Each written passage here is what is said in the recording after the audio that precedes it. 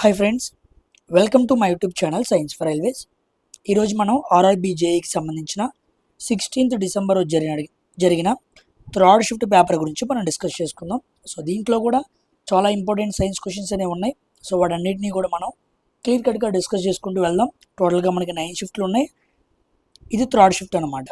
అంటే మొత్తం మనకి 9 పేపర్స్ ఉన్నాయి. ఇది థర్డ్ పేపర్ అనమాట. ఓకేనా? చాలామంది అడుగుతున్నారు, నేను మళ్ళీ చెబుతున్నాను, మీరు గ్రూప్ డి ఎగ్జామ్స్కి ప్రిపేర్ అయినా, ఏఎల్పి సిబిటి 1కి ప్రిపేర్ అయినా, టెక్నీషియన్కి ప్రిపేర్ అయినా నేను పెట్టే ప్రతి వీడియో మీరు చూడండి. ఎందుకంటే ప్యారల్గా జరిగే 4 ఎగ్జామ్స్కి సైన్స్ కామన్. క్వశ్చన్స్ అన్నిట్లో అడిగే విధానం అంతా ఒకటే. ఇంకా మనం హై లెవెల్లో డిస్కస్ చేసుకుంటే మనల్ని ఎలా అడుగుతున్నాడు ఏంటనే విషయాలు అర్థమవుతూ ఉంటే, ఇది అవ్వగానే నేను ఏఎల్పికి సంబంధించి సిబిటి 1 పేపర్లు చేపిస్తూ ఉంటా, అంటే మాక్ పేపర్లు తీసుకొస్తూ ఉంటా. రకరకాల క్వశ్చన్స్, ఎక్కడ క్వశ్చన్ కొత్తగా అనిపించినా, ఏఎన్సీఆర్టీలో ఎలా ఉన్నాయో అన్నీ కూడా తీసుకొస్తూ ఉంటాను. అవన్నీ కూడా మనం డిస్కస్ చేసుకుంటూ వెళ్దాం. ఒకటే, డైలీ కంపల్సరీగా వీడియో వస్తూ ఉండిద్ది. ఆ వీడియోలో వచ్చిన క్వశ్చన్స్ను సాల్వ్ చేసుకుంటూ వెళ్ళి, ఇది మాత్రం మీరు కంపల్సరీగా చేస్తూ ఉండండి. సైన్స్లో ఆటోమేటిక్గా మీరు గ్రిప్ అవుతూ ఉంటారు. ఓకేనా? సో అందరికీ చెప్పడం మర్చిపోయాను, నూతన సంవత్సర శుభాకాంక్షలు. So wishing you a very happy new year. Happy new ఇయర్కి సంబంధించి కూడా ఒక న్యూ రిజల్యూషన్స్ వీడియో మాట్లాడాను. సో అది కూడా మీకు మార్నింగ్ వస్తుంది. కంపల్సరీగా ఆ వీడియో కూడా చూడండి. ఓకేనా? సో గవర్నమెంట్ ఆస్పిరెంట్గా ఉన్నప్పుడు ఎటువంటి స్ట్రగుల్స్ వస్తాయి, వాటిని డిస్ట్రాక్షన్స్ వస్తాయి, వాటి నుంచి మనం ఎలా పక్కకి వెళ్ళి ఎగ్జామ్ కోసం ప్రిపేర్ అవ్వాలనే విషయం దాంట్లో క్లియర్గా మాట్లాడాను. అది మీకు చాలా యూస్ఫుల్గా ఉండిద్ది. సో ఈ ఆలస్యం చేయకుండా మన వీడియోలోనికి వెళ్దాం. Let's get into our video. Our first science question. First question, in the reaction MnO2 4HCl MnCl2 2H2O Cl2, manganese oxide. Mn అంటే ఏంటి? మ్యాంగనీస్ అనమాట. మ్యాంగనీస్ ఆక్సైడ్ HClతో జరిగినప్పుడు manganese chloride 2H2O chlorine gas ఏర్పడింది, which is being reduced అన్నాడు. అంటే ఇది ఏ reaction అయి ఉండిద్ది? రెడాక్స్ రియాక్షన్ అయి ఉండిద్ది. రెడాక్స్ రియాక్షన్లో ఏం జరిగిద్ది? రెడాక్స్ రియాక్షన్లో రిడక్షన్ జరిగిద్ది, at the same time oxidation, శైకరణం ఆక్సీకరణం రెండు జరుగుతాయి. అయితే ఏది రెడ్యూస్ అయింది అన్నాడు. చూడండి, దీన్ని డిఫరెంట్గా చెబుతాను. ఇక్కడ మనం ఏం తీసుకుందాం? MnO2 తీసుకుందాం. సామాన్యంగా ఇక్కడ ఆక్సిజన్కి ఎన్ని వ్యాలెన్స్ ఎలక్ట్రాన్స్ కావాలి? ఆక్సిజన్కి ఎన్ని కావాలి? 2 కావాలి. ఓకేనా? ఇక్కడ 2 ఆక్సిజన్లు ఉన్నాయి. అంటే ఇక్కడ ఆక్సిజన్కి మొత్తంగా 4 ఎలక్ట్రాన్స్ కావాలి. O2 అంటే అర్థం ఏంటి? 4 ఎలక్ట్రాన్స్ కావాలి. ఇప్పుడు 4 కావాలి కాబట్టి ఆ 4 ఎవరిస్తారు? మాంగనీస్ ఇస్తుంది. కాబట్టి మాంగనీస్ ఆక్సిడేషన్ నెంబర్ ఎంత? ఇక్కడ ఆక్సిడేషన్ నెంబర్ ఈక్వల్ టు +4 అనమాట. అంటే మాంగనీస్ 4 ఎలక్ట్రాన్లు ఇస్తుంది, ఆ O2 4 ఎలక్ట్రాన్స్ తీసుకునిద్ది అనమాట. ఓకేనా? ఎందుకంటే ఇది మెటల్, ఇది నాన్ మెటల్. సో ఇక్కడ మాంగనీస్ ఆక్సిడేషన్ నెంబర్ ఎంత అంటే +4. ఇది ఇలా పక్కన పెట్టండి. ఇప్పుడు ఇక్కడ మాంగనీస్ని చూడండి, MnCl2. క్లోరిన్లు ఎన్ని ఉన్నాయి? 2 ఉన్నాయి. అంటే క్లోరిన్కి 2 ఎలక్ట్రాన్లు ఏం కావాలి? క్లోరిన్కి 2 ఎలక్ట్రాన్లు కావాలి. క్లోరిన్కి 2 ఎలక్ట్రాన్లు కావాలి అంటే అది ఎవరు ఇవ్వాలి? మాంగనీస్ ఇవ్వాలి. సో ఇక్కడ మాంగనీస్ ఆక్సిడేషన్ స్టేట్ ఎంత? ఆక్సిడేషన్ నెంబర్ ఎంత? +2 అనమాట. ఓకేనా? సో ఇక్కడ ఆక్సిడేషన్ స్టేట్ ఏమో ఎడం పక్క, లెఫ్ట్ వైపు, ఇదేమో రైట్ వైపు అనమాట.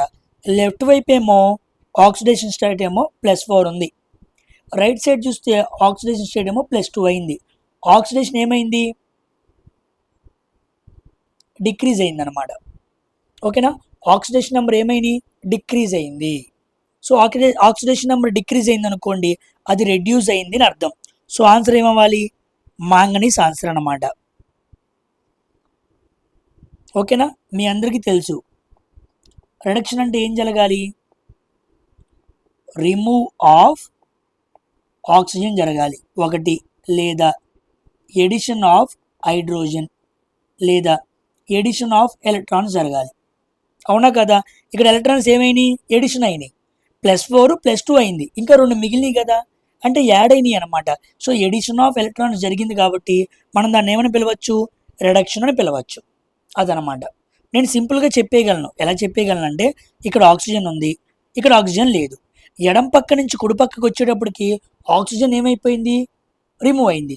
Removal of oxygen equal to reduction అలా కూడా చెప్పగలను. కానీ మీరు ఎడిషన్ ఆఫ్ ఎలక్ట్రాన్స్ పద్ధతి కూడా నేర్చుకోవాలి. ఎందుకంటే కొన్నిసార్లు ఈక్వేషన్స్లో చూడంగానే ఆక్సిజన్ పోయిందనే విషయం మనం చెప్పలేం. చాలా గట్టిగా ఇస్తాడు రియాక్షను. అందుకే ఒకటే నేర్చుకుని మనం వెళ్ళామనుకో మనం దెబ్బ పడిపోయింది మనకి. అందుకే మనం ఈ మెథడ్ కూడా నేర్చుకోవాలి. ఇప్పుడు చూడండి, క్లియర్గా అర్థమైంది.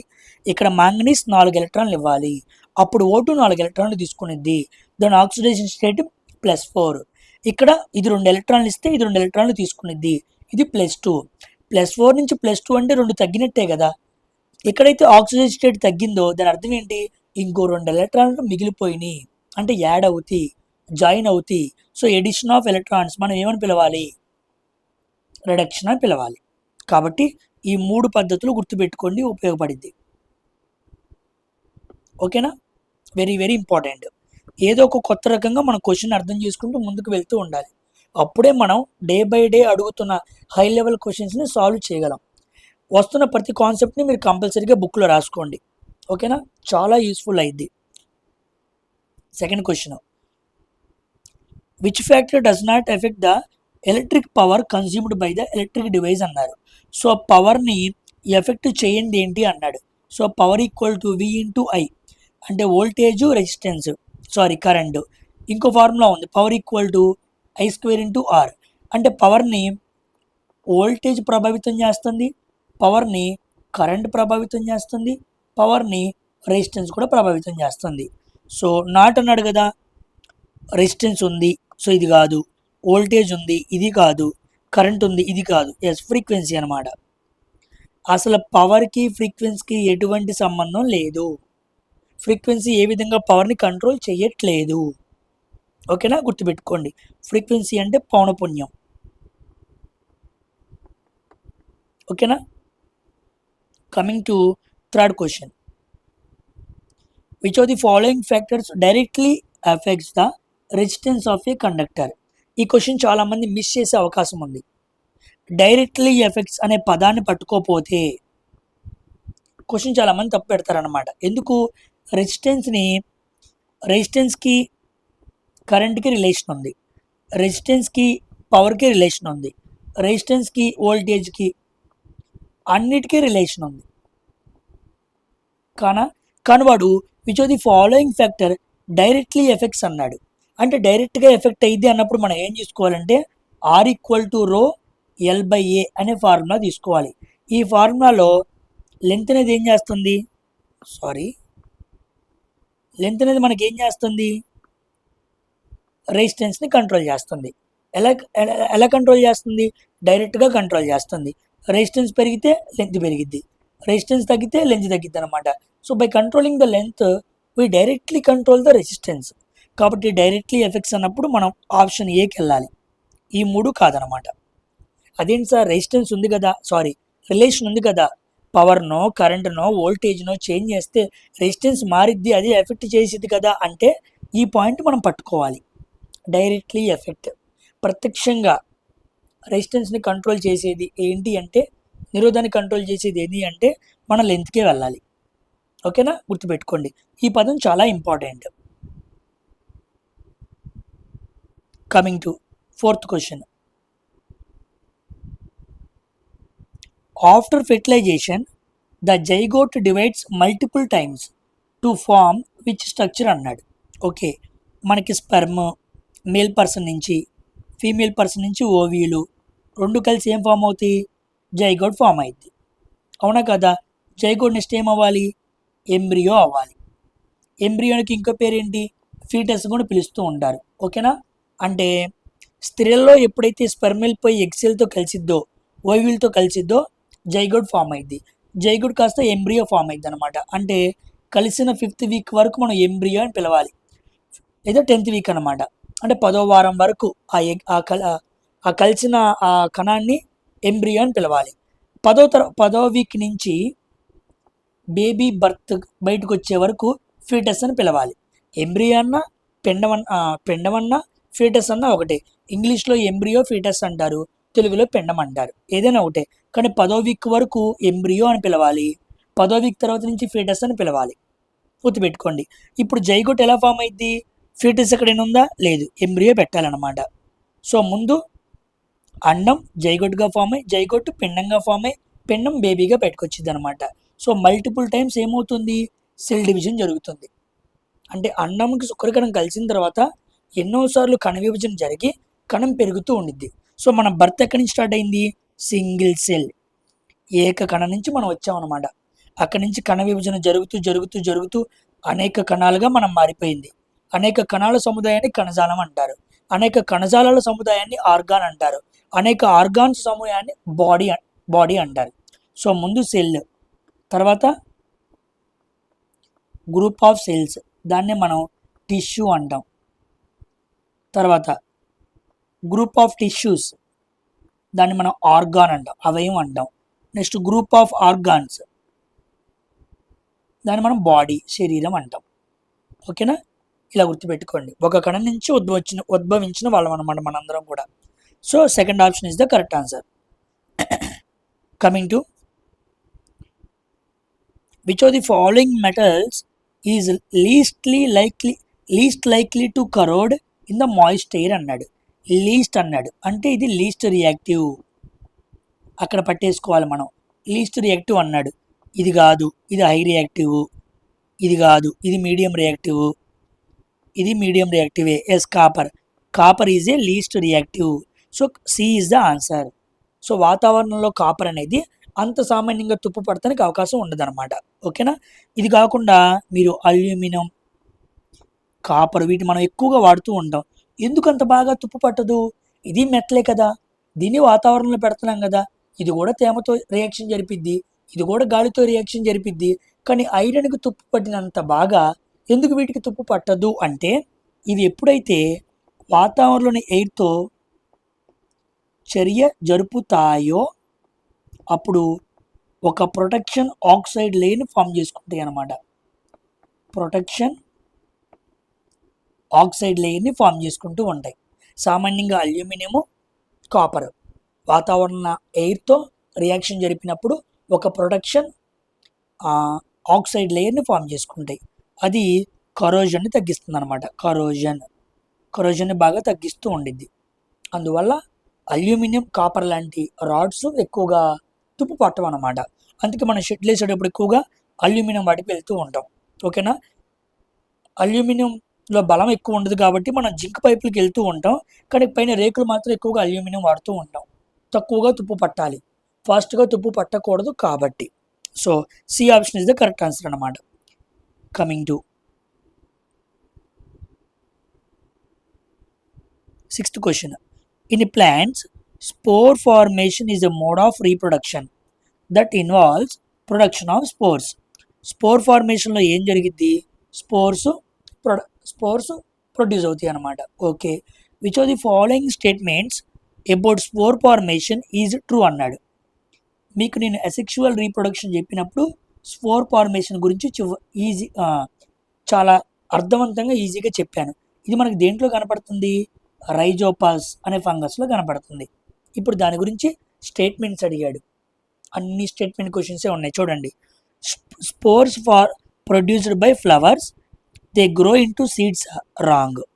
ఏ స్పోర్స్ సీడ్గా మారదు కాబట్టి ఫస్ట్ ఆప్షన్ రాంగ్. తర్వాత spores are a form of vegetative propagation in angiosperms only అన్నాడు, తప్పు. యాంజియోస్పర్మ్స్లో మాత్రమే కనపడదు. Next spores produced by non flowering plants like fern, mosses and they grow into new plants. Yes, C option is the correct అన్నమాట. ఏ మొక్కల్లో అయితే flowers రావో వాటిని నాన్ ఫ్లవరింగ్ ప్లాంట్స్ అంటారు. పుష్పించే మొక్కలు, పుష్పించని మొక్కలు. పుష్పించని మొక్కలు అంటే ఒక ఎగ్జాంపుల్ ఏంటి, ఫెర్న్. ఇంకో ఎగ్జాంపుల్ ఏంటి, మోసెస్. ఈ రెండింటిని మనం ఏమని పిలవాలి, పుష్పించని మొక్కలు. ఈ మొక్కల్లో ఎక్కువగా వీటి నుంచి న్యూ ప్లాంట్స్ రావాలి అంటే చిన్న స్పోర్స్ ఫామ్ అయ్యి వాటి నుంచి కొత్త ప్లాంట్స్ వస్తాయి, దాన్ని స్పోర్ ఫార్మేషన్ అంటారు. ఓకేనా, next spores are formed by sexual reproduction అన్నాడు, తప్పు. స్పోర్ ఫార్మేషన్ ఏంటి, ఒక అసెక్షువల్ రీప్రొడక్షన్. కాబట్టి సి ఆప్షన్కి మనం వెళ్ళాలి, బి కాదు, డి కాదు. ఇంత అర్థం చేసుకొని చదివి క్లియర్ కట్గా నువ్వు పెడితేనే నీకు ఒక మార్క్ వచ్చింది. ఓకేనా, సో విషయం తెలియటం వేరు, విషయం డీప్గా తెలుసుకోవటం వేరు. గుర్తుపెట్టుకోండి. నేను మిగతా ఆప్షన్స్ ఎందుకు రాంగో కూడా చెబుతున్నాను. అర్థమైందా? ఇది రైటింగ్ తెలిస్తే సరిపోదు, అవి ఎందుకు రాంగో కూడా తెలియాలి. అప్పుడు నువ్వు చాలా క్లారిటీగా ఉన్నావు అని అర్థం అన్నమాట. నెక్స్ట్ ఇది క్వశ్చన్ అండి. ఓకేనా? సబ్జెక్ట్ ఉన్న వాళ్ళే 2 క్వశ్చన్ పెడతారు. చెప్పండి ఎంతమంది పెడతారో చూడండి. పాస్ చేసి చాలామంది మీరు ఎన్ని మార్క్స్ వచ్చినాయో నేను కామెంట్ సెక్షన్లో రాయమంటున్నాను, రాయట్లేదు. కంపల్సరీగా మీరు రాయండి. ఓకేనా? ఏ క్వశ్చన్ మిస్ అయిందో కూడా రాయండి. నాకు తెలియాలిగా మీరు ఎక్కడ మిస్ అవుతున్నారో. మీరు ఎక్కడ మిస్ అవుతున్నారో తెలిస్తే నేను అలాంటి క్వశ్చన్స్ వెతుక్కొని తీసుకొస్తా. ఓకేనా? సో 7th క్వశ్చన్ మిస్ అయింది, 5 పోయినాయి అంటున్నారు. 7th మిస్ అయింది, 10th మిస్ అయింది, అలా మెన్షన్ చేయండి. ఓకేనా? So double displacement reactions usually occur in dash అన్నాడు. ఎక్కడ? ఆక్వస్ సొల్యూషన్లోనా? ఆల్ 3 స్టేట్సా? గ్యాసియసా? సాలిడ్ స్టేటా? ఎలా పెడతారు? ఎలా పెట్టగలరు? Answer is first option. ఎలా సార్ అంటే చూడండి, ఒక న్యూట్రలైజేషన్ రియాక్షన్ తీసుకోండి. ఓకేనా? ఒక న్యూట్రలైజేషన్ రియాక్షన్ తీసుకున్నాం అనుకోండి, మనం యాసిడ్ని బేసిడ్ని ఏం చేస్తాం? కలుపుతాం అన్నమాట. యాసిడ్ని బేస్ని కలిపామనుకో అయాన్స్ ఏమవుతాయి? ఎక్స్చేంజ్ అవుతాయి. అంతే కదా? అయాన్స్ ఎక్స్చేంజ్ అయింది అంటే అది ఏ రియాక్షను? Double displacement reaction. అవునా కదా? న్యూట్రలైజేషన్ రియాక్షన్కి ఎగ్జాంపుల్ ఏంటి? Double displacement reaction. అయాన్స్ ఏమవుతున్నాయి? ఎక్స్చేంజ్ అవుతున్నాయి. అయాన్స్ ఎక్స్చేంజ్ అవ్వాలనుకోండి, కంపల్సరీగా మనం దాన్ని ఏం చేయాలి? వాటర్లో కలపాలి. వాటర్లో కలపడాన్ని ఏమంటాం? ఆక్వస్ సొల్యూషన్ అంటాం. అంటే ఒక వాటర్ ఏం చేసిద్దంటే H+ అయాన్స్ని OH- అయాన్స్ని ఏం చేసిద్ది? వేరు చేసిద్ది. ఉదాహరణకి జాగ్రత్తగా చూడండి. HCl అనే యాసిడ్ తీసుకో, దీనికి నువ్వు వాటర్ కలిపావనుకో ఏమైందో తెలుసా? H+Cl- విడిపోయింది. Water separates the acid formation. ఒక NaOH తీసుకున్నావు అనుకో, నువ్వు వాటర్లో దాన్ని కరగబెట్టావనుకో Na+OH- అయాన్స్గా విడిపోయింది. చూసారా? అయాన్స్గా విడగొడుతున్నాం. అయాన్స్గా విడగొట్టే రియాక్షన్ మనం ఏమంటాం? డబుల్ డిస్ప్లేస్మెంట్ అంటాం. ఎందుకు? ఎక్స్చేంజ్ ఆఫ్ అయాన్స్ రియాక్షన్ కదా. కాబట్టి డబుల్ డిస్ప్లేస్మెంట్ రియాక్షన్స్ ఎక్కడ జరుగుతాయి? ఆక్వస్ సొల్యూషన్లో జరుగుతాయి. ఓకేనా? మిగతావన్నీ రాంగ్ అనమాట. అలా అర్థం చేసుకోవాలి. తెలిసిన క్వశ్చనే, పదం వింటున్నాం, డబుల్ డిస్ప్లేస్మెంట్ అనే పదాన్ని వింటున్నాం. విన్న క్వశ్చన్ మీద చూసారు ఎలా ఫ్రేమ్ చేస్తున్నాడో. ఇంకా మస్తు క్వశ్చన్స్ ఉంటాయి. క్వశ్చన్ దగ్గర ఒక పెద్ద కాన్సెప్టే మనం అర్థం చేసుకుంటూ వెళ్తూ ఉంటాం. ఒక బుక్లో డైరెక్ట్గా చదివితే ఇలా అడుగుతాడో లేదో కూడా మనకు తెలియదు. కానీ ఒక PYQ చూస్తే మనకు కంపల్సరీ అర్థమైద్ది అనమాట. ఓకేనా? Coming to which of the following is the correct formula for the first member of alkene series అన్నారు. ఆల్కీన్ అన్నాడు. ఆల్కీన్ అంటే CnH2n, అంతే కదా? ఇప్పుడు ఆల్కీన్ అంటే ఫస్ట్ మెంబర్ అన్నాడు. సో ముందు C వాల్యూ ఒకటి తీసుకో. ఇక్కడ 2 1 2 ఏమొచ్చింది? CH2 వచ్చింది. మనం దీన్ని ఏమంటాం? ఆల్కీన్ అంటాం. తర్వాత ఇది మీథిన్ అన్నమాట. ఇప్పుడు రెండోది ఈథీన్ చూద్దాం. C2 2 ఎంత? 4. C2H4 ఉందా? 5 10. C2H4 2 4, 3 6, 4 8. Okay, correct formula for the first member of alkene series అన్నాడు. Alkane, alkene, alkyne. Okay, first member అన్నాడు. ఫస్ట్ మెంబర్ అంటే మనం ఏం పెట్టాలి? ఉన్న వాటిలో ఫస్ట్ ఇదే పెట్టాలి. C2H4 అనమాట. ఎందుకంటే ఇది కార్బన్ 2, ఇది కార్బన్ 5, కార్బన్ 3, కార్బన్ 4. అసలు ఇది కాదులే, CnH2n ఫార్ములాలోనే లేదు, ఇది కాదు. దీనికన్నా కార్బన్ 2 ఉంది కదా. సో ఉన్న వాటిలో ఫస్ట్ ఏంటి? కార్బన్ 2 ఉన్నది. కాబట్టి మనం ఈథీన్ పెట్టాలన్నమాట. ఓకేనా? B option is the correct answer అనమాట. Coming to 9th question. Which of the following helps developing embryo, పెరుగుతున్న పిండం, to expel waste products in case of humans. Humans లోపల తల్లి ఎప్పుడైతే గర్భాన్ని ధరించిద్దో, ఎంబ్రియో బాగా డెవలప్ అవుతున్నప్పుడు వేస్ట్ మెటీరియల్ అనేది బయటికి రావాలి. ఓకేనా? అలా రావటానికి ఇది ఫీటస్. ఓకేనా? ఫీటస్ దేనికి కనెక్ట్ అయి ఉండిద్ది బయటికి? ప్లేసెంటా కనెక్ట్ అయ్యిద్ది అనమాట. ఓకేనా? ఫీటస్ దగ్గర ఉన్న వేస్ట్ అంటే పిండం చిన్న చిన్నగా వృద్ధి పొందుతున్న పిండంలో వచ్చిన వేస్ట్ అనేది, ఓకేనా? అంటే ఆ చిన్న శిశువు దగ్గర నుంచి వచ్చిన వేస్ట్ మొత్తం అనేది ప్లేసెంటా ద్వారా ఎక్కడికి వెళ్ళిపోవాలి? బయటకు వెళ్ళిపోవాలి. సో ఫీటస్ని ప్లేసెంటాని కలిపేదాన్ని ఏమంటాం మనం? జరాయువు, ఉంబ్లికల్ కార్డ్ అంటాం. ఉంబ్లికల్ కార్డ్ అంటాం, గుర్తుపెట్టుకోండి. ఇప్పుడు వాడేం అడిగాడు? టు ఎక్స్పెల్ వేస్ట్ అంటే తల్లి గర్భంలో పిండం దగ్గర నుంచి వేస్ట్ని బయటికి తీసుకొచ్చేది ఏంటి అన్నాడు? Placenta. Second option is the correct అనమాట. సో దీన్ని పిండం అంటాం, దీన్ని జరాయువు అంటాం, ఓకేనా? దీన్ని బొడ్డుతాడు అంటాం. గుర్తుపెట్టుకోండి, పిండం నుంచి జరాయువు అనేది వేస్ట్ మెటీరియల్ని బయటికి తీసివేస్తుంది. ఈ రెండింటి మధ్య కనెక్షన్ ఏంటి? ఉంబ్లికల్ కార్డ్, బొడ్డుతారు అంటారు. దీని లోపల ఒక లిక్విడ్ కూడా ఉండిద్ది, యామ్నోటిక్ ఫ్లూయిడ్ అంటారు. మన భాషలో చెప్పాలంటే ఉమ్మనీరు అనమాట. యామ్నోటిక్ ఫ్లూయిడ్ అంటారు, ఓకేనా? ఉమ్మనీరు ఎక్కువ అవ్వకూడదు, ఉమ్మనీరు తక్కువ అవ్వకూడదు. ఒకవేళ మీరు పెళ్లి చేసుకున్న తర్వాత రేపు ఎప్పుడైనా మీ వైఫ్ని హాస్పిటల్కి తీసుకెళ్ళినప్పుడు ఉమ్మనీరు తక్కువ ఉందనుకోండి, అప్పుడు ఉమ్మనీరు కూడా ఎక్కిస్తారనమాట. సో ఉమ్మనీరు చాలా జాగ్రత్తగా ఉండాలి. మంచి ప్రోటీన్ ఫుడ్ అనేది గర్భంతో ఉన్న లేడీస్కి మనం అందిస్తూ ఉండాలి. గుర్తుపెట్టుకోండి, వెరీ వెరీ ఇంపార్టెంట్ అనమాట. యామ్నోటిక్ ఫ్లూయిడ్ అంటే ఉమ్మనీరు, ఫీటస్ అంటే పిండం, ప్లేసెంటా అంటే జరాయువు, ఉంబ్లికల్ కార్డ్ అంటే పొడ్డుతాడు. ఫీటస్ నుంచి జరాయువు వేస్ట్ మెటీరియల్ని బయటికి తీసేస్తుంది. దేని సహాయంతో? ఉంబ్లికల్ కార్డ్ సహాయంతో. ఈ మొత్తం కాన్సెప్ట్ మీకు తెలియాలన్నమాట.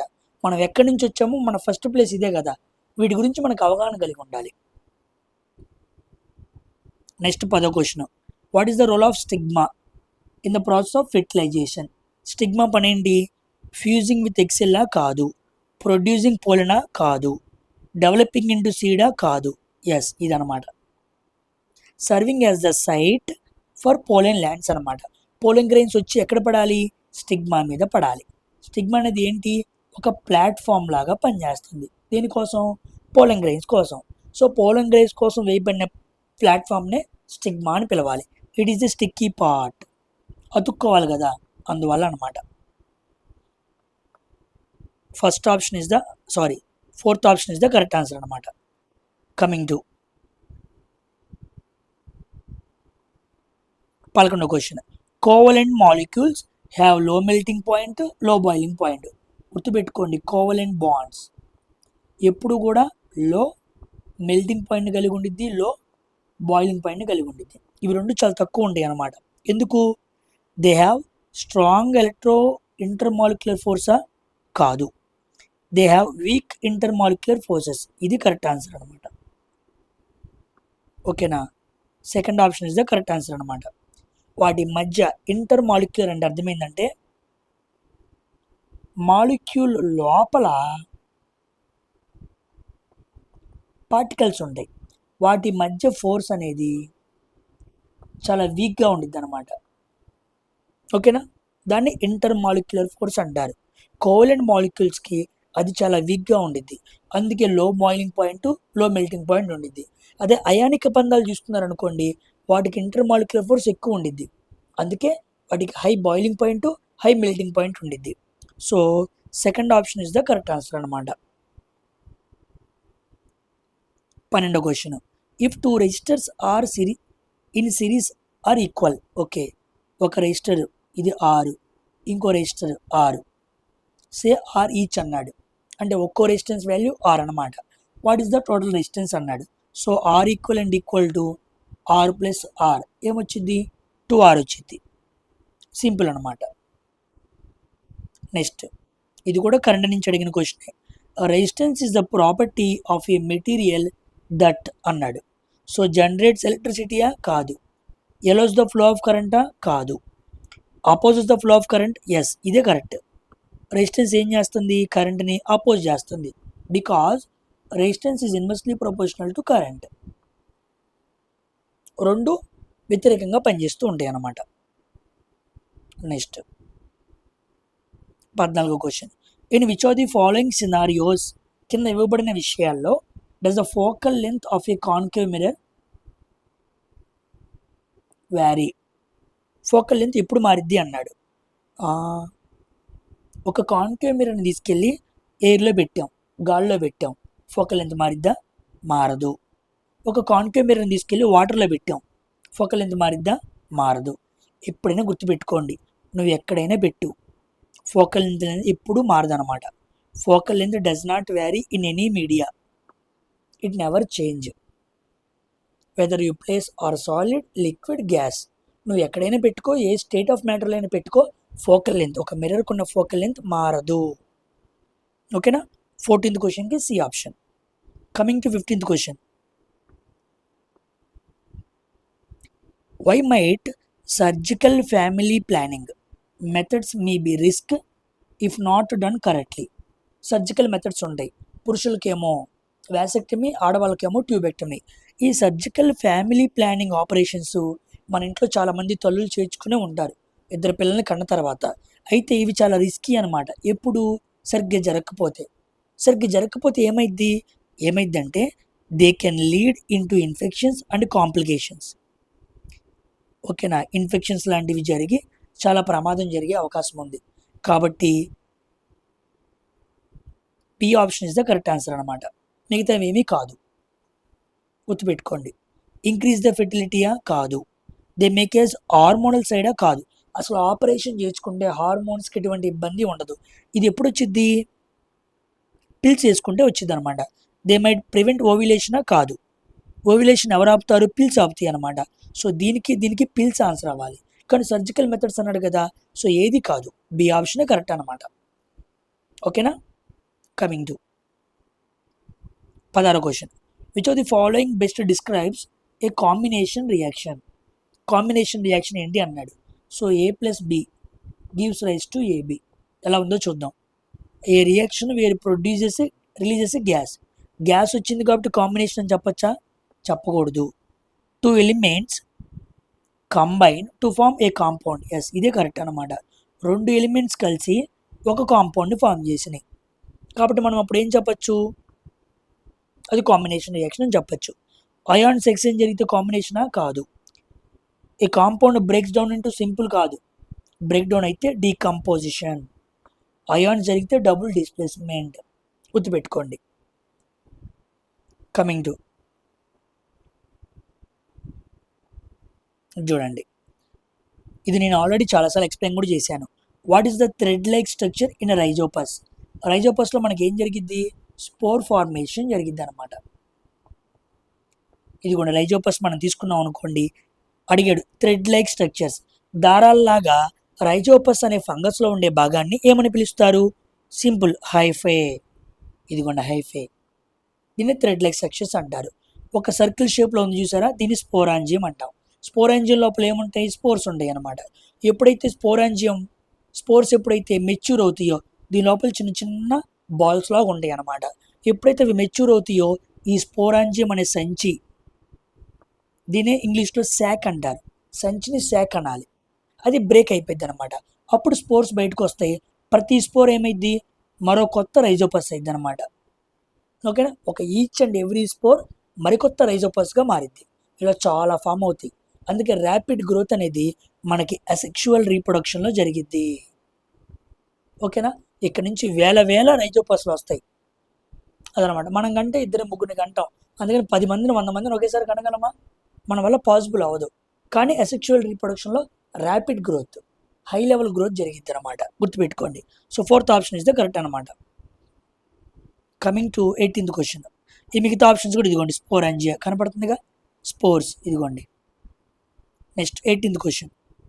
Why does a compass needle get deflected when brought near the bar magnet? ఒక బార్ మ్యాగ్నెట్ దగ్గరికి కంపాస్ నీడిల్, మనం డైరెక్షన్ చూస్తూ ఉంటాం కదా, కంపాస్ నీడిల్ దాన్ని తీసుకొచ్చాం అనుకో, ముళ్ళు ఏమైంది? డిఫ్లెక్ట్ అయ్యిద్ది. ఇదిగోండి, ముళ్ళు ఉందనుకోండి, అటు ఇటు కొట్టుకుంటూ ఉండిద్ది. ఎప్పుడు? బార్ మ్యాగ్నెట్ దగ్గరికి తీసుకొస్తే. ఎందుకు అంటే the compass needle is a small bar magnet. ఓకేనా? బార్ మ్యాగ్నెట్ దగ్గరికి మరొక బార్ మ్యాగ్నెట్ తీసుకొచ్చినప్పుడు ఏమైంది? అట్రాక్ట్ అయింది. 2 మ్యాగ్నెటిక్ ఫీల్డ్ ఏమవుతాయి? కొలైడ్ అవుతాయి. కొలైడ్ అయినప్పుడు అట్రాక్షన్ రిపల్షన్ సంథింగ్ జరిగింది కదా, దానివల్ల ఏమవుతుంది? డిఫ్లెక్షన్ జరుగుతుంది. అదనమాట. సో ఈ 3 కాదు. ఇది నేను మ్యాగ్నెటిజంలో క్లియర్గా ఎక్స్ప్లెయిన్ చేశాను. చూడని వాళ్ళు ఉంటే వెళ్ళి చూడండి. మ్యాగ్నెటిజం ఫ్రీగా ఉంది, ఇది యూట్యూబ్లో పీడిఎఫ్ కూడా టెలిగ్రామ్ ఛానల్లో ఫ్రీగా ఇచ్చేసాను నేను. ఓకేనా. 19th question. In case of thin lens, పల్చగా ఉన్న లెన్స్లో how are the centres of curvature? Okay, C centre of curvature typically positioned relative to the optical centre అన్నాడు. ఒక థిన్ లెన్స్ తీసుకోండి ఇలాగా, ఇది ఓ, ఇది F1 టు F1, దీన్నే C1 అంటారు. ఇది F2 టు F2, దీన్ని C2 అంటారు. సెంటర్ ఆఫ్ కర్వేచర్ అంటారు. ఇదనమాట ఆప్టికల్ సెంటర్ అంటారు దీన్ని. ఇప్పుడు చూడండి, how are the centre of curvatures అనగా C typically positioned relative to the optical centre. అంటే ఆప్టికల్ సెంటర్ నుంచి, ఇది ఆప్టికల్ సెంటర్, ఆప్టికల్ సెంటర్ నుంచి సెంటర్ ఆఫ్ కర్వేచర్ ఎక్కడుంది అన్నాడు. ఇదిగోండి, ఇదేమో ఫోకల్ లెంత్, ఇదేమో ఫోకల్ లెంత్. ఎంత దూరంలో ఉంది? Twice the focal length. అంటే ఓ దగ్గర నుంచి C1కి మధ్య దూరం ఎంత? 2F. కాబట్టి they are closer to the ఎడ్జా? కాదు. They are located on the lens surface? కాదు. దే కోయిన్సైడ్ విత్ ఆప్టికల్ సెంటరా? కాదు. They are equidistance. అది ఆప్టికల్ సెంటర్ నుంచి ఎలా ఉన్నాయి? ఈక్వల్ డిస్టెన్స్లో ఉన్నాయి. ఇదిగోండి, ఇక్కడ నుంచి ఇక్కడ చూసామనుకోండి 2F, ఇక్కడ నుంచి ఇక్కడ చూసినంత ఉండిద్ది 2F ఉండిద్ది. అంటే ఓ నుంచి ఆప్టికల్ సెంటర్ నుంచి సెంటర్ ఆఫ్ కర్వేచర్ అనేవి సమాన దూరంలో ఉంటాయి. ఓకేనా. So D option is the correct answer అనమాట. Very very important. మంచి క్వశ్చన్. నెక్స్ట్, కెమికల్ రియాక్షన్స్కి సంబంధించి బ్యాలెన్సింగ్ అడిగాడు. Which chemical reactions is balanced? చూడండి, హైడ్రోజన్ 2 ఉన్నాయి, ఇక్కడ హైడ్రోజన్ 4 ఉన్నాయి. కాదు. హైడ్రోజన్లు 2 ఉన్నాయి, ఇక్కడ హైడ్రోజన్ 2 ఉన్నాయి. ఆక్సిజన్లు ఇక్కడ 1, ఇక్కడ 2, మొత్తం 3 ఉన్నాయి. ఎడం పక్క, ఇటు పక్కనే 3 ఉండాలి కదా, కానీ 2 ఉన్నాయి. కాదు. హైడ్రోజన్లు 2, ఇక్కడ 2, ఆక్సిజన్ 2, ఇక్కడ 1 ఉంది. కాదు. ఇక మిగిలింది ఏంటి? 4th option. So 4th option is the correct answer అనమాట. ఓకేనా. హైడ్రోజన్లు 4, ఇక్కడ హైడ్రోజన్లు 4, ఆక్సిజన్లు 2, ఇక్కడ ఆక్సిజన్లు 2. ఓకే, బ్యాలెన్స్ అయింది. కమింగ్ టు 21వ question. The knowledge of which 2 subjects played a key role in formulating laws of inheritance? Laws of inheritance, వారసత్వానికి సంబంధించిన నియమాలు జరగాలంటే మెండల్ అనే సైంటిస్టు ఇన్హెరిటెన్స్, వారసత్వం, అనువంశికత, వీటి గురించి ఎక్స్ప్లెయిన్ చేసినప్పుడు ఆయన వేటిని ఉపయోగించుకున్నాడు? మ్యాథ్స్, హిస్టరీని ఉపయోగించుకున్నాడా? ఒక సైంటిస్ట్కి హిస్టరీతో సంబంధం ఉందా? కాదు. ఫిలాసఫీ ఎందుకు? కాదు. జాగ్రఫీ, ఫిలాసఫీ ఎందుకు? కాదు. మ్యాథ్స్ అండ్ సైన్స్ అనమాట. అంటే మెండల్ మ్యాథ్స్ని ఉపయోగించుకున్నాడు, సైన్స్ని ఉపయోగించుకున్నాడు. మ్యాథ్స్ ఎక్కడ కనపడుద్ది మనకి? ఫీనోటైపు, జీనోటైపు. అక్కడ మనం ఏం మాట్లాడుకున్నాం? రేషియోస్ మాట్లాడుకున్నాం. రేషియోస్ అంటే మ్యాథ్సే కదా. ఓకేనా. ఇక సైన్స్ తెలిసిందే. కాబట్టి మ్యాథ్స్ అండ్ సైన్స్ని వాడుకున్నాడు. ఆ 2 సబ్జెక్ట్స్ మీద నాలెడ్జ్ ఉండటంతో లాస్ ఆఫ్ ఇన్హెరిటెన్స్ని మనకు అర్థం అవటానికి చాలా చక్కగా తీసుకొచ్చాడు అనమాట. ఓకేనా. నేను హెరిడిటీ గురించి కూడా క్లియర్గా మాట్లాడాను. ఎవరైనా చూడని వాళ్ళు ఉంటే వెళ్ళి చూడండి. మన ఛానల్కి కొత్తగా వచ్చిన వాళ్ళు ఉన్నా, లేదా కాన్సెప్ట్స్ మీద అంత అవగాహన లేదనుకున్నా, మీరు వీడియోస్లోకి వెళ్ళి చూస్తే మంచి కంటెంట్ ఉండిద్ది. నా వీడియోస్లోకి కిందకి వెళ్ళండి, చాలా వీడియోస్ ఉంటాయి. ఓపిక్గా చూస్తే మీకు మంచి సబ్జెక్ట్ వచ్చింది. ఓకేనా. అప్పుడు నేను చెప్పే ప్రతి కాన్సెప్ట్ మీకు మస్తుగా ఎక్కిద్ది అనమాట. Next, which of the following statements is true about the pH of neutral solution at 25 degrees Celsius అన్నాడు. ఇలాంటి క్వశ్చన్ నిన్న కూడా వచ్చింది. pH value of neutral solution అన్నాడు. అంటే ఎంత ఉండిద్ది? pH వాల్యూ ఈక్వల్ టు 7 ఉండిద్ది అనమాట. గుర్తుపెట్టుకోండి, న్యూట్రల్ సొల్యూషన్ అంటే pH వాల్యూ 7 ఉండిద్ది. ఓకేనా. అవును, టెంపరేచర్ ఎందుకు పెట్టాడు అంటే pH వాల్యూకి టెంపరేచర్కి ఏదో రిలేషన్ ఉందన్నమాట. టెంపరేచర్ పెంచామనుకోండి ఏమైందో తెలుసా? సామాన్యంగా టెంపరేచర్ పెంచినప్పుడు pH వాల్యూ తగ్గిపోయింది అనమాట. Inversely proportional. గుర్తుపెట్టుకోండి, ముందు రోజులు అడగచ్చు. What is the relation between the pH value and temperature? టెంపరేచర్ని పెంచితే పిహెచ్ వాల్యూ బాగా తగ్గిపోయింది. పిహెచ్ వాల్యూ బాగా తగ్గింది అంటే ఏ నేచర్కి వెళ్ళిద్ది? ఎసిడిక్ నేచర్కి వెళ్ళిద్ది. అంటే టెంపరేచర్ బాగా పెరిగింది అంటే ఆటోమేటికల్లీ కాంపౌండ్ ఏ నేచర్కి వెళ్తుంది? ఎసిడిక్ నేచర్కి వెళ్తుంది. మీకు పిహెచ్ వాల్యూ ఏమైందని అడగచ్చు? ఎసిడిక్ నేచర్కి వెళ్ళిద్దా, బేసిక్ వెళ్ళిద్దా అని అడగచ్చు. పిహెచ్ వాల్యూ తగ్గింది అంటే దాని అర్థం ఏంటి? ఎసిడిక్ నేచర్కి వెళ్ళింది అని అర్థం అనమాట. ఓకేనా? So fourth option is the correct answer. When light exits A prism, okay, ఇది ప్రిజం, ఇక్కడ ఎంటర్ అయింది, ఇక్కడ ఎగ్జిట్ అయింది. Okay, what is the result of it's interaction with prism surfaces? ఇది ఏ, ఇది బి, ఇది సి అనమాట. ఇది ఒక ప్రిజం సర్ఫేస్, ఇది ఒక ప్రిజం సర్ఫేస్. దీన్ని ఏబి సర్ఫేస్ అంటారు, దీన్ని ఏసీ సర్ఫేస్ అంటారు. ఇక్కడ ఏం జరుగుతుంది? ఇక్కడికి వచ్చిన లైట్ రే రిఫ్రాక్షన్ జరిగింది, ఇక్కడికి వచ్చిన లైట్లో కూడా రిఫ్రాక్షన్ జరిగింది. అంటే సర్ఫేస్ల దగ్గర, ఉపరితలాల దగ్గర లైట్ ఏమవుతుంది? ప్రిజంకి తగిలి లోపలికి వెళ్ళేటప్పుడు, ప్రిజం నుంచి బయటకు వెళ్ళేటప్పుడు ఏమవుతుంది? రిఫ్రాక్షన్ జరుగుతుంది. ఓకేనా? గుర్తుపెట్టుకోండి, రిఫ్రాక్షన్ జరుగుతుంది కాబట్టి లైట్ 7 కలర్స్గా విడిపోయి డిస్పర్షన్ అనే ప్రాపర్టీని మనం చదువుకోగలుగుతున్నాం. కాబట్టి లైట్ అనేది కంపల్సరీగా ఎగ్జిట్ అవుతున్నా, ఎంటర్ అవుతున్నా ఏమైంది? రిఫ్రాక్షన్ జరిగింది. వాడు ఎగ్జిట్స్ అన్నాడు, ఏదైనా ఒకటే గుర్తుపెట్టుకోండి. రేపు ఇప్పుడు నేను ఎంటర్స్ అనొచ్చు. ఓకేనా? So first option is the correct answer అనమాట. Coming to which of the following is called a motile germ cell? Germ cell అంటే మీకు ఆల్రెడీ చెప్పాను, జెర్మ్ సెల్ అంటే రీప్రొడక్టివ్ సెల్ అంటారు. లైంగిక భాగమైన కణాన్ని జెర్మ్ సెల్ అనాలి. మేల్లో స్పెర్మ్ అనమాట, ఫీమేల్లో ఎగ్ సెల్, దాన్ని మనం ఓవ్యూల్ అంటాం. ఓకేనా? ఇప్పుడు మొటైల్ అన్నాడు అంటే మూమెంట్ బాగా ఉండేది దేనికి? Male gamete. మేల్ గ్యామెట్ అంటే అర్థం ఏంటి? స్పెర్మ్. స్పెర్మ్కి ఏముండిద్ది? స్పెర్మ్కి మొటిలిటీ బాగా ఎక్కువ ఉండిద్ది. సో మూమెంట్ అన్నా లేదా మొటిలిటీ అన్నా రెండు ఎక్కువ ఉండేది దేనికి? స్పెర్మ్కి అనమాట. మరి వజినా పార్టీ దగ్గర కొన్ని లక్షల కణాలు పడతాయి.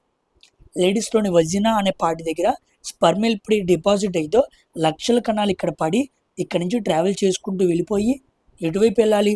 ఎక్సెల్ ఇటు రిలీజ్ అయితే తెలీదు, రెండు వైపులా వెళ్ళాలి. ఎంతో దూరం ట్రావెల్ చేసి ఎన్నో లక్షల కణాలు ప్రయాణం చేసి ఒక్క స్పర్మ్, ఒక్క సుక్కర కణం అండంలోనికి వెళ్తుంది. చూసారా మనిషి సృష్టి దేవుడు ఎలా చేశాడో? ఎన్ని లక్షల కణాలు పురుషుల్లో నుంచి స్త్రీలోనికి వెళ్ళి ఆ ఒరిజినల్ పార్ట్ దగ్గర పడి అక్కడి నుంచి లోపలికి ట్రాన్స్మిట్ అయిపోయి ఫాలోపియన్ ట్యూబ్లో ఉన్న అక్కడికి వెళ్ళి ఎక్సెల్తో కలవాలి. పెద్ద జర్నీయే చేయాలి. అర్థమైందా? అది నువ్వు బయటికి రావాలన్నా జర్నీ చేయాలి, గర్భంలో వెళ్ళి కలవాలన్నా జర్నీ చేయాలి, ఉద్యోగం కొట్టాలన్నా జర్నీ చేయాలి. అర్థమైందా? మొటిలిటీ బాగుండాలి, నువ్వు ఎక్కడ ఆగిపోకూడదు. నేను ఆపడానికి చాలామంది ట్రై చేస్తూ ఉంటారు, ఆగకుండా వెళ్తూ ఉండాలి. Coming to 25th question. When an atom of sodium reacts with an atom of chlorine, Na plus Cl, Na plus ఒక ఎలక్ట్రాన్ ఇచ్చింది, Cl మైనస్ తీసుకునిద్ది అనమాట. అప్పుడు మనకు సోడియం క్లోరైడ్ ఫామ్ అయింది.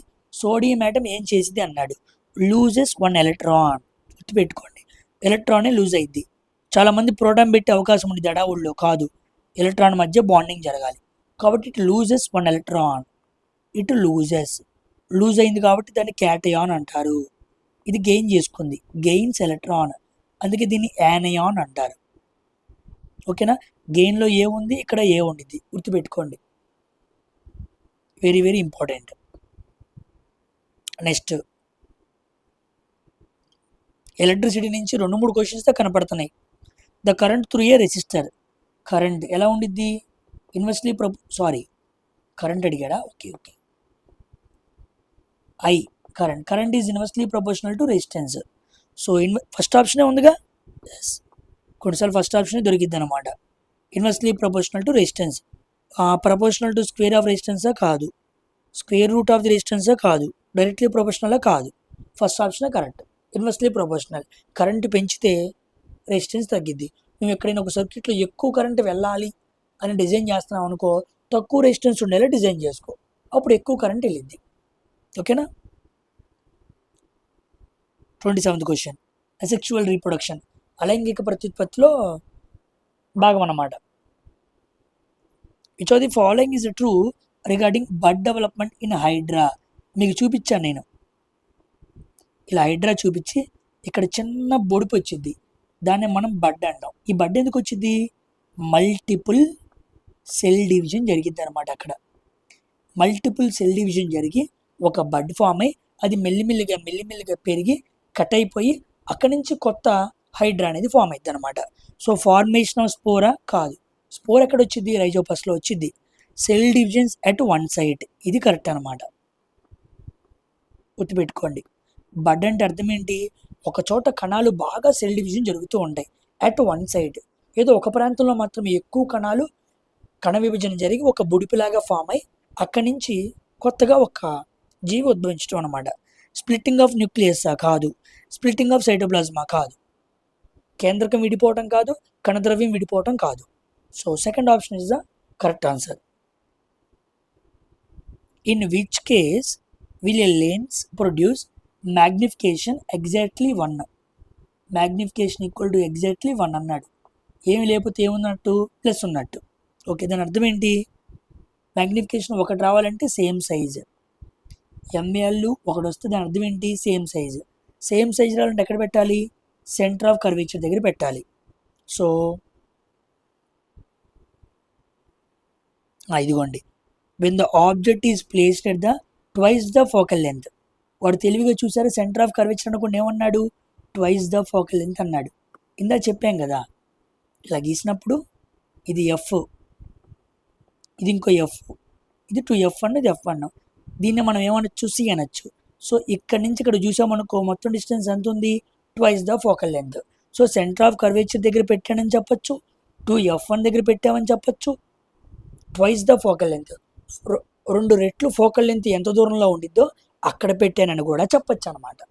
ఏది చెప్పినా ఒకటే, గుర్తుపెట్టుకోండి, ఇవేమీ కాదు.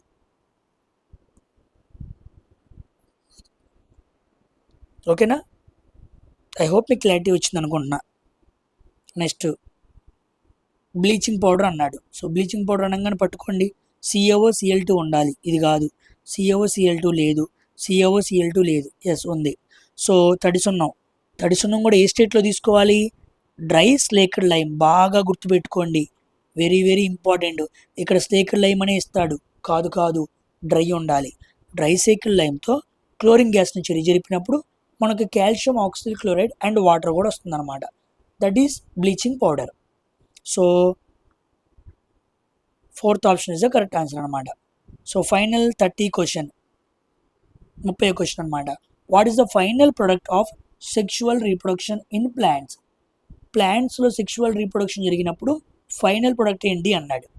సో ముందు ఫ్లవర్ కాస్త ఏమవ్వాలి? ఫ్రూట్ అవ్వాలి. ఫ్రూట్ నుంచి ఏమొస్తాయి? సీడ్స్ వస్తాయి. కాబట్టి ఫైనల్ ప్రొడక్ట్ ఏంటి? సీడ్స్ అనమాట. చాలామంది ఫ్రూట్ పెడతారు, రాంగ్. సీడ్స్. ఒక ప్లాంట్ నుంచి సీడ్ రావాలి, తల్లి నుంచి పిల్ల కానీ బేబీ కానీ బాయ్ కానీ రావాలి, గర్ల్ కానీ, అలాగనమాట. సో ప్లాంట్ నుంచి సీడ్ రావాలి, మళ్ళీ సీడ్ని తీసుకెళ్ళి సాయిల్లో పెట్టాలి. అప్పుడు సాయిల్ ఏమైద్ది? జర్మినేట్ అయ్యిద్ది. జర్మినేట్ అయ్యి ఏమొస్తుంది? చిన్న మొలక వస్తుంది. మొలక కాస్త ఏమవ్వాలి? ప్లాంట్ అవ్వాలి. ప్లాంట్ కాస్త పెరగాలి, పెరిగి ట్రీ అవ్వాలి. ట్రీకి మళ్ళీ ఏం రావాలి? ఫ్లవర్ రావాలి. ఇలాగనమాట. ఇది సైకిల్ ప్రాసెస్లో జరుగుతూ ఉండాలి. ఓకేనా? అందుకే దేవుడు చెట్లను చేసినప్పుడు ఆయన పెట్టిన చెట్లు ఉన్న ప్రతి కాయకి గింజ ఉండిద్ది, కానీ మనిషి తయారు చేసే కాయల్లో గింజ ఉండదు. ఓకేనా? అందుకే దేవుడు ప్రతి చెట్టుకి కాయ పెట్టాడు, కాయలో గింజ పెట్టాడు. ఇక పద్దాక ఆ గింజ నీ చేతికి ఇచ్చి నువ్వు పెంపొందించుకో, వాటి ద్వారా తిను అని చెప్పి. కానీ మనిషి ఏం చేశాడు? వీడికి గింజిస్తే నా దగ్గరికి రాడు కదా, అందుకే గింజ రాని చెట్లను ఫలాన్ని తయారు చేశాడు. అందుకే ఇప్పుడు గింజలు తీసుకెళ్తాం, చెట్లు నాటుతాం, కాయలు వస్తాయి, తినేస్తాం. మళ్ళీ గింజల కోసం ఏం చేస్తాం? మళ్ళీ వాడి దగ్గరికి వెళ్ళాలి. మనిషి స్వార్థంతో ఉంటాడు, దేవుడు స్వార్థంతో ఉండడు. అది మనిషికి దేవుడికి తేడా అనమాట. ఓకేనా? సో ఇది 30 క్వశ్చన్స్. ఐ హోప్ మీకు క్లియర్గా అర్థమైంది అనుకుంటున్నాను. సో నా వీడియోస్లో మీకు ఇంకా సబ్జెక్ట్ ఎవరైనా కొత్తగా నేర్చుకోవాలనుకున్న వాళ్ళు ఉంటే కంపల్సరీగా మంచి మంచి వీడియోస్ ఉంటాయి. అందరూ కూడా ఆ వీడియోస్లోకి వెళ్ళి జాగ్రత్తగా చూడండి. ప్లేలిస్ట్ ఉండేది, కోర్సెస్లో కూడా ఉంటాయి అన్నమాట. చాలా కోర్సులు ఫ్రీగానే పెట్టేశా. అవన్నీ మీరు జాగ్రత్తగా చూస్తే బాగా ఉపయోగపడుతూ ఉంటాయి. సో మొత్తం 9 పేపర్స్లో మనకి 3 పేపర్స్ అయిపోయినాయి. మిగిలిన 6 పేపర్స్ మొదలు అయిపోగానే ఇక గ్రూప్ డీలో క్వశ్చన్స్ అవి ఇవి మొత్తం తీసుకొచ్చి ఏఎల్పి సిబిటి 1కి మొదలు పెడతానమాట. ఓకేనా, రెడీగా ఉండండి. ఏఎల్పి సిబిటి 1 టెక్నీషియన్ రెండింటికి ఉపయోగపడుతూ ఉండిద్ది ఒకేసారి. ఇవి కూడా బాగా ఉపయోగపడుతుంటాయి. అవి చెబుతాను కాబట్టి ఇది ఉపయోగపడదు అనుకోవద్దు. రాబోయే నేను చెప్పే గుర్తుపెట్టుకుని నేను పెట్టే ప్రతి వీడియో ఏఎల్పికి, టెక్నీషియన్ గ్రేడ్ 3కి, జేఈకి అండ్ గ్రూప్ డీకి ఈ 4గిటికి ఎట్ ఏ టైంలో ఉపయోగపడింది. అర్థమైందా? ఒక రాయి 2 పెట్టలు కాదు, 4 పెట్టలు అనమాట. కాబట్టి అందరూ చూడండి. మీరు చూడటంతో పాటు లైక్ చేసి అందరికీ ఫార్వర్డ్ చేయండి. ఓకేనా, నెక్స్ట్ వీడియోలో కలుద్దాం. Until then thank you very much for watching science for railways. Bye.